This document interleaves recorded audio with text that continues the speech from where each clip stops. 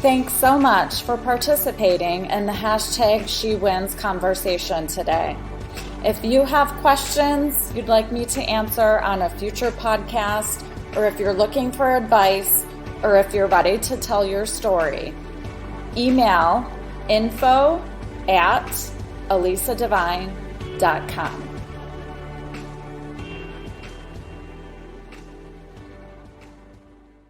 Rob Demeo, so excited to get to talk with you today. And you have such a value-rich story that I really want to dig into everything, and it's interesting because this podcast is She Wins, and it's about women who have overcome domestic violence and speak on platforms and go on to create changes and help other people. And your story is different because your mother was killed from an intimate partner. So why don't we dive right in and you tell us a little bit more about that? Absolutely. I'm so grateful to be here and thank you for having me. What you're doing is amazing. It's absolutely a beautiful thing and a much needed service. I guess for me to tell you what happened to my mother, I got to kind of tell you who my mother was, right?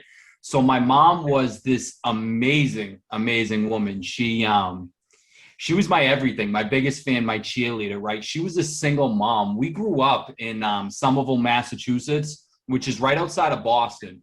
And she had left my dad when I was an infant because my father was a severe alcoholic who liked to beat on my mother, and she just had enough. And she walked away from that relationship. She went out on her own and she leaned on her family a little bit to kind of help her through those times.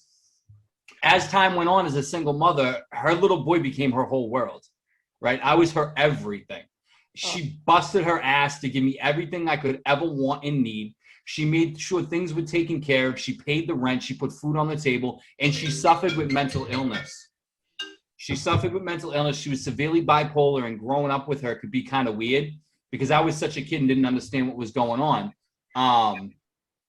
But she did everything she could to put a roof over my head and to put food on my table, clothes on my back, and to teach me how to be the man that my father wasn't, and to be everything that she needed me to be for myself to grow and be the person I am today, right? And she did this for years. She put her son before everything in life, including her personal life, including outside relationships. My mom didn't have any men around me growing up. There was no men in and out of the house. My father was an alcoholic. He beat me when he had weekend visits. My mom had to step up, be my superhero, and stop me from going from overnight visits with my father as a young kid.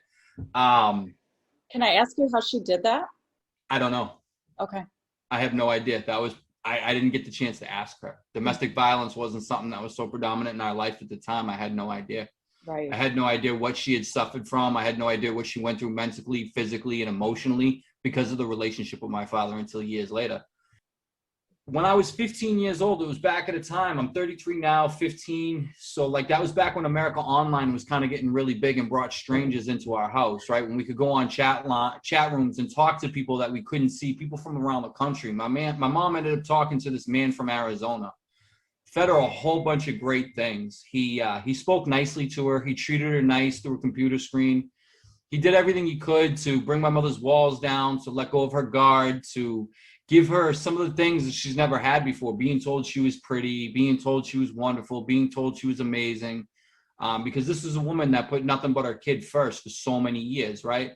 Suffered with a lot of mental and physical and emotional abuse from a man prior, and kind of just focused on her kid and giving him everything she wanted for years. And she made her feel good, made her feel really, really good, right? Gave her that wow, he's paying attention to me. Nobody pays attention to me.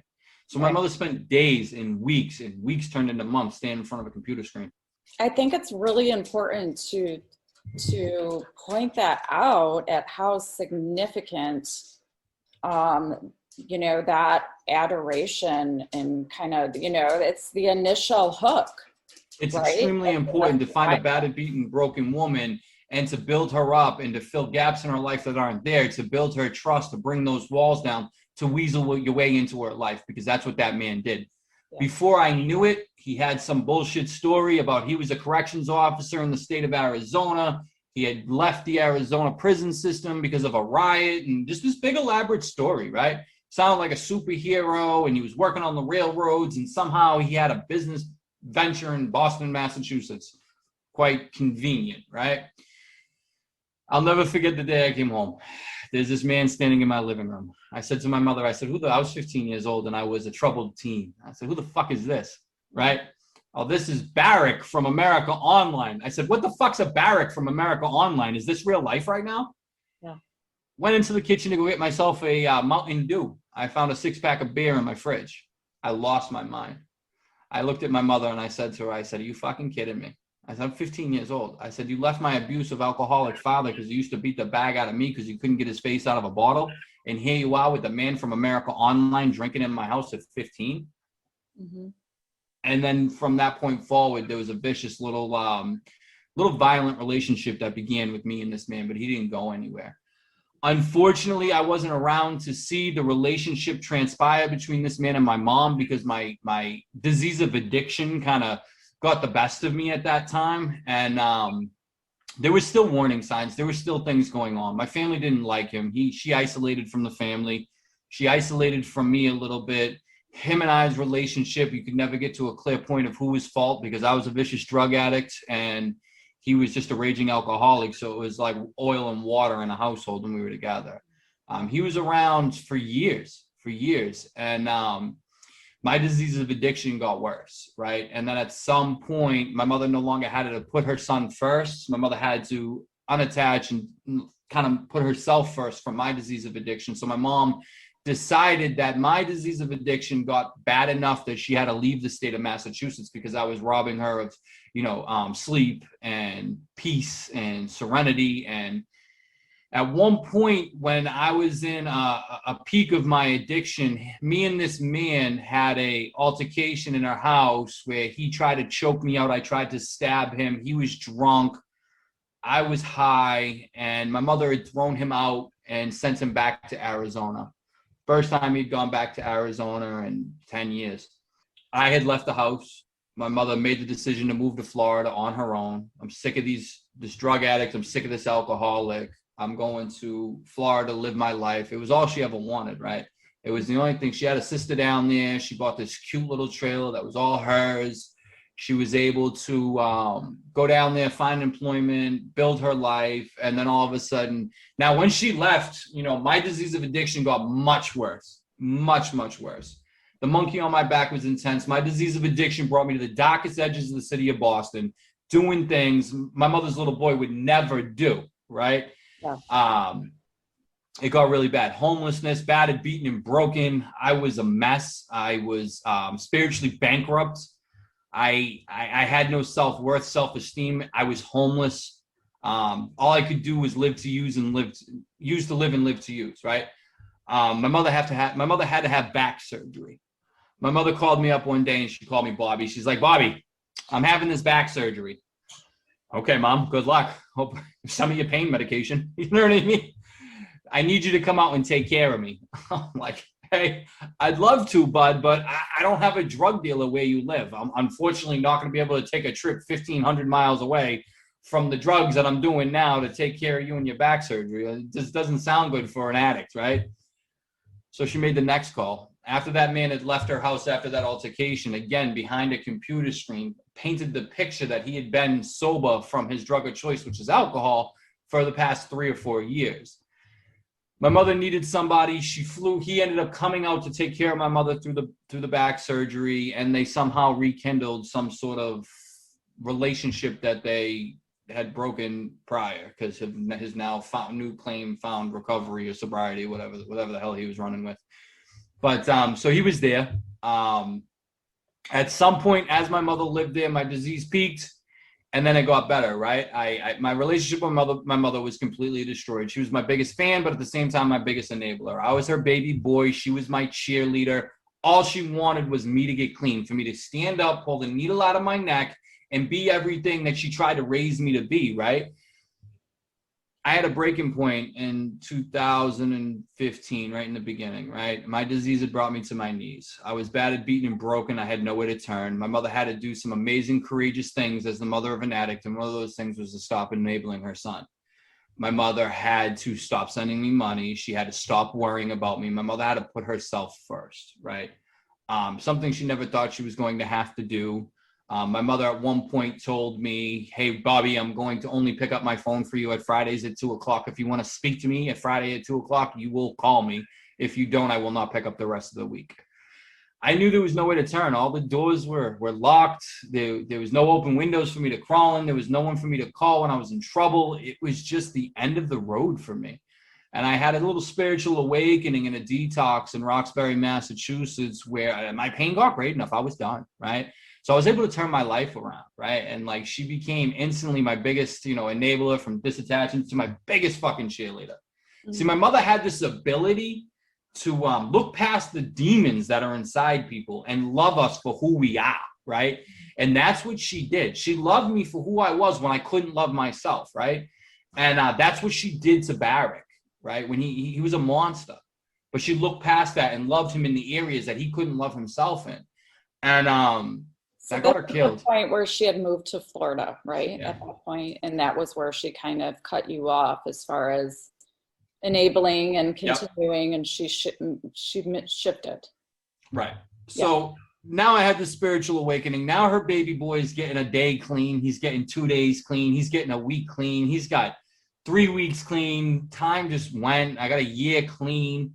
I had never stepped foot in my mother's house in probably 7 years. I got my life together. My recovery kind of turned around. I became a recovery advocate here in Massachusetts, standing up and speaking for other people who are struggling with the disease of addiction. Closed mouths don't get fed. I was stuck in fear, guilt, and shame, too afraid to raise my hand and ask for help. So I made it my life's purpose to not allow another addict to feel the same way that I did and stop them from getting the help that they desperately need, right?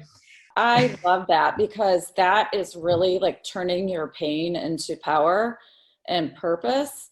And I feel like it's parallel to what I'm doing as well, using those traumatic experiences to then help other people and to do good shit with, right. What's do good shit. I like that, right? Yeah. Absolutely. And that's what my life turned into, right? I was blessed in this process. The same detox. I sweated out all that heroin, angel dust, and crack cocaine. I was able to become a case manager in that detox that I detoxed in and helped other addicts that were struggling just like me in the same beds that I slept in. My mother was my biggest fan. She watched every press conference, every news article. She posted that on Facebook. She became a huge advocate as the mother of an addict. It was a beautiful thing to watch, right? She learned a lot of shit, right? And she was able to give a lot of advice. Yeah, she was proud of you for right. Yeah, huge turn in our relationship. And at some point, I got this great idea. I'm a Boston kid, never left Massachusetts, other than never left New England, never been on an airplane. I'm like, I'm a year and some change clean. I'm like, I got dough. I'm gonna go visit my mama. You know what I mean? Yeah. So I hopped on a plane. I went down, and the first time in 7 years, I knocked on my mother's door, and the first thing she did was she opened it and let me in. I was mind blown. It was like, poof. Did she know you were coming? Yeah, she did, but she let me in her house. Yeah.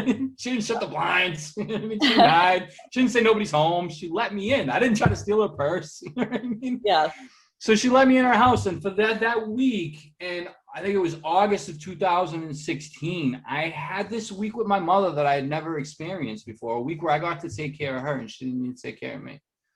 I got this week with my mother where she got her baby boy, and I got my mom. You know what I mean? It was a blessing. Granted, this man was there, right? And there was an altercation while I was there. Things hadn't changed, right? I was baited to react the way I did so someone can prove that, drug addicts don't change. But I didn't take the bait, and I did show my mother that I have, in fact, recovered. And the lie is dead, and I will continue to recover as long as I continue to put in the work that I'm doing. And I think there was a comparison of his sobriety and mine at some point where he got jealous and created this altercation. And I want to ask you, Rob, there was definitely tension between you and your mother's boyfriend. Right. At that week that you were spending with your mom. Did you notice any kind of red flags going on between the two of them? I saw a lot of dry drunk red flags as far as domestic violence. At that time, I wasn't educated enough to really pick up and identify them. What I did see is my personality is really hard to, take on. When I'm in a social situation, I'm a very loud, I'm a very forward type of person. I intimidated him just by my presence. So I felt the intimidation, and I saw him try to basically grip my mother harder emotionally, mentally, and physically when I wasn't around, because her personality and attitude would change about some things. Hey, Mom, let's go to the beach. Oh, let me check with Barrett. You know what I mean? See if I can today. But 2 days prior, it was, Mom, let's go to the beach. Okay, let's go. You know what I mean? Right. Yeah, I do. It was a very, very weird situation. I don't think I would have been able to. I think now I would have approached it differently, what I know. But nonetheless, it wasn't something I wasn't there to pick apart her romantic relationship with this homeless bum guy that's living in our house that doesn't work. And right. So, and you saw the problem being maybe even more of an alcoholism problem than a violent problem. Right. Because up until that point, there was no reports of any kind of physical abuse with my mother. She swore up and down. Some of the family had thought so. That all came out later that, maybe there was some physical abuse, but she never reported it to anybody. She never talked about it. So when I was there for a week, I got out right when Hurricane Irma was coming in, and I got like one of the last flights out of Florida before that horrible hurricane hit. That night of the hurricane, there was a change in him. I don't know whether it was being around my recovery and seeing me happy and not seeing me obsess and make compulsive decisions over the fact that I didn't want to use, and he couldn't understand what I was doing differently than him to have that quote unquote freedom from my drug of choice. I don't know whether it was the intimidation of my personality in that home, that my mother gravitated towards me, and he realized that his control isn't as powerful as he thought it was. But something changed. That's a great point. Realizing that powerfulness of your relationship, and that's intimidating to someone who has to have constant control and be the main focus of attention. Right. Something changed. That man, that night, I didn't realize this till after. There's a news article. That man decided to go to a dive bar in Bradenton, Florida. And I guess there was a news reporter in there because Hurricane Irma was coming. Everybody was boarded up in their houses. Everybody was stacked with their water. The gas stations were all out of gas. So it was an amazing scene to see. I've never seen anything like it before in my life. But while normal people are buckling down the hatches or whatever they say, this man's at the local fucking bar, throwing them back, giving bullshit stories to a newspaper out of that area, and was published in a local newspaper that he was out there drinking. After that, my mother never told me. I had gone back to Massachusetts. I continued my recovery. I continued to be a voice. I continued to help other people. She continued to be my biggest fan. We continued to communicate. Our relationship grew. She just was my biggest fan. She was my cheerleader. You know what I mean? Anything I put my mind to, she encouraged me. Anything that I wanted to get done, she was behind me. Anything that I was struggling with, she was there to pick me up the floor, dust off my shoulders, slap me on the ass, and tell me to keep going, right? I don't even know what had happened out there in Florida. I honestly and truly don't think I will ever know what happened in Florida. I get bits and pieces of what have gone on, but I don't think I'll ever be able to paint that perfect picture to know exactly what my mother had gone through those last 2016 and 2018. So I don't know what happened those 2 years after he picked up his drug of choice and decided to drink. I know when that man picks up, he doesn't stop. In 2018, I got the call no recovering addict ever wants to get. I know I was about 70 or 60 miles away from home. I was about 30 miles away from the city of Boston. I was in this small little town with a friend of mine, and around nobody that I could even cop from, get drugs from, or knew where drugs were, right? God was already working in my favor before I even realized it. And, was that your first thought when you got the call? After you got the call?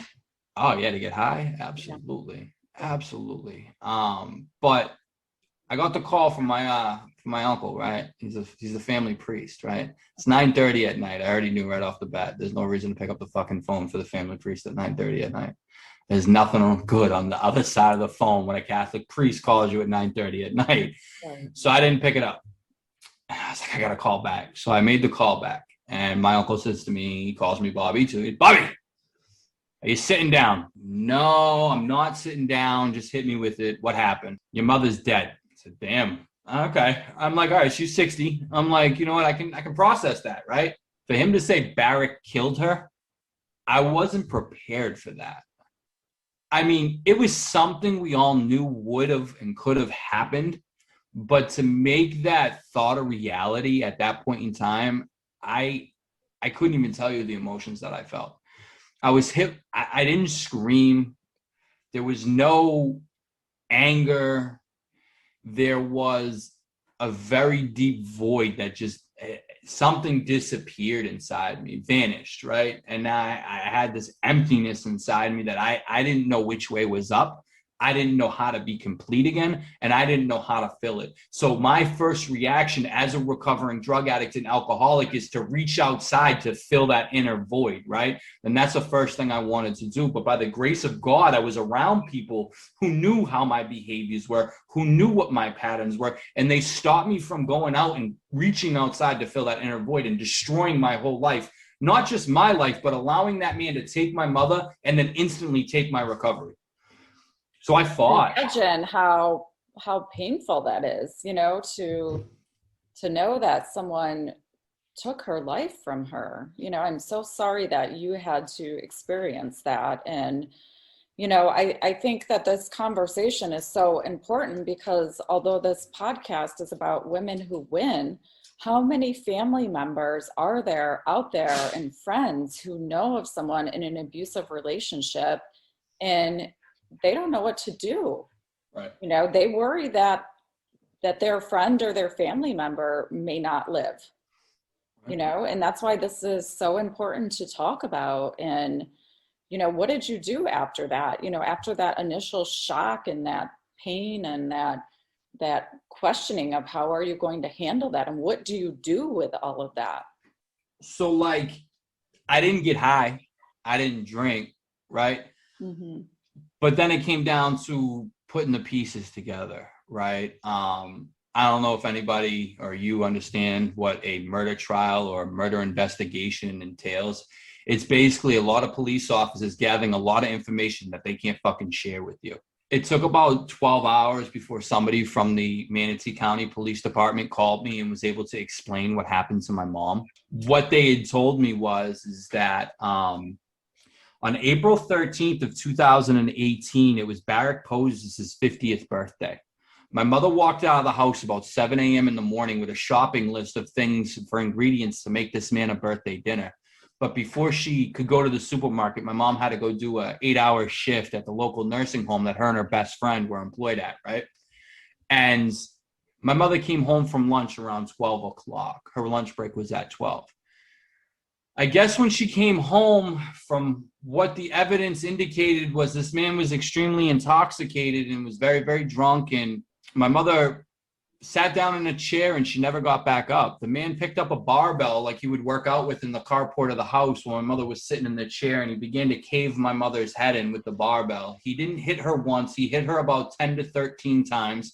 It was a complete rage. He caved my mother's head in. And then after, he decided to leave her under a blanket in the carport with the barbell on her shoulder. He decided to clean up the blood in the house with bleach from his feet and stuff like that.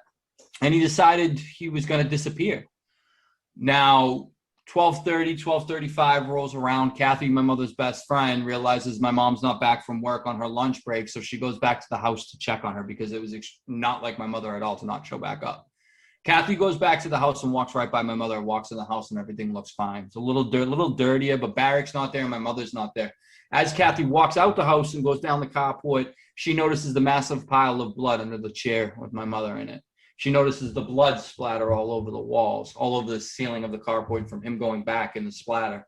She looked under the blanket and she saw it was my mom. She quickly and immediately informed the local police department that what had happened. And when the police department came, the first thing she told the police when they asked, where do we find Barrick Poses? She told them he's probably at one of three of the local watering holes that he frequented. About 3 months before the murder, he was found and Baker acted behind a dumpster, you know, at the same bar he was picked up in. The police, they had to Baker Act him. They had to hold him in protective custody because he was too intoxicated to walk and didn't know his name and was saying all kinds of reckless things and causing danger to himself and others behind that bar. He was back at that same bar. When the police rolled up, they found him at the bar drinking. He had my mother's brain matter embedded in his pants, blood splatter on his shirt, and blood on her hands. The police took him into custody. There's really not much more to say about what had happened. That's kind of what had happened, but wasn't able to get like the whys, like I'm a vicious drug addict, right? I got an addictive personality, fear of the unknown, black and white, I use, I die. That gray area in life is not something that I sit well with, right? The fear of the unknown, not knowing, right? Stress, anxiety, fear, insecurities, fears, and doubts, right? So to not know what had happened through my mother's final moments in life, it bothered me. And like, now that he was arrested, he was indicted on a capital murder charge in the state of Florida. And that starts the trial and things like that. And it takes a long time to go to trial. It was a 13-month hamster wheel that went on in my head because the local police department couldn't give me any information without jeopardizing the case. I had to wait 13, 14 months before we walked into a courtroom to, face my mother's killer and to hear what had happened. And what was said was, and it's true, I hear Laverne talk about it all the time, the most dangerous time for a domestic violence abuse victim is when she leaves, right? When she leaves. Mm-hmm. I guess my mother told him to go. I guess my mother came home from work, found him intoxicated, and told him, you have to go. Grabbed the phone, called his mom, and she told him he had to leave. And I think that it triggered something at that point in rage and in a blind rage because he knew for whatever reason. My mom's a fighter. She's like a 5'3" Irish Catholic, Boston. Like, she's not putting up with no shit. She probably kicked him a couple times, threw a couple punches, sat down, told him to get the fuck out of her house. He got enraged and caved her head in. And it really comes down to that point that if my mother had the right information on how to leave a violent situation, she might still be here today. It makes sense that would be what happened, that she told him to get out. Right. And he was losing control. Right. From there, we went to trial. 13 months, I was out in Florida for a case management hearing. That's the first interaction I had with a domestic violence advocate. I never knew what domestic violence was. I had no idea what a domestic violence advocate was. Turns out they ain't no different than me, you know what I mean, and what I do. Yeah. I walked into the courtroom with a Justice for Joan # shirt, fuck domestic violence, walked into the courtroom. Somebody silly in the courtroom put me directly behind him in the case management hearing. It wasn't the smartest idea for that person to arrange that seating that way, but I was very grateful that they did. But I launched for him. I went after him in the courtroom. Took about 8 court officers to get me down. And I remember this domestic violence advocate grabbing me by my shirt and pulling my shirt pretty much almost off me. And she sat me down and she told me what she did. And she became my support and my lifeline through that trial and walked me through some emotions that I never knew, some trauma that I never knew was going to exist from losing a parent to murder and to domestic violence and being exposed to the trauma that comes along with domestic violence, even though nobody hit me. I mean, I got some of that abuse from my father, but I mean, boys will be boys, you know what I mean? Is what it is. I know it sounds really, but like, I'm a grown man now. My father's jaw is dislocatable. You know what I mean? Like, that's not going to happen anymore. It was never something that was really shined on. I know there's trauma from that too, but it's like a secondhand stroke. Yeah. So this woman exposed me to and guided me and walked me through some of this trauma, that abandonment issues, a lot of fear, just so many different. She was just like a one-stop shopping of domestic violence resources. I was like, you're amazing. That is amazing. I love hearing that. And she was my partner in crime through the rest of the trial. There was some big fears about putting me in the courtroom through the trial, but they allowed me to come out. Not even going to get into the family dynamic and how fucked up families get when something like this happens. My mother's own blood, they're all pieces of shit. You know what I mean?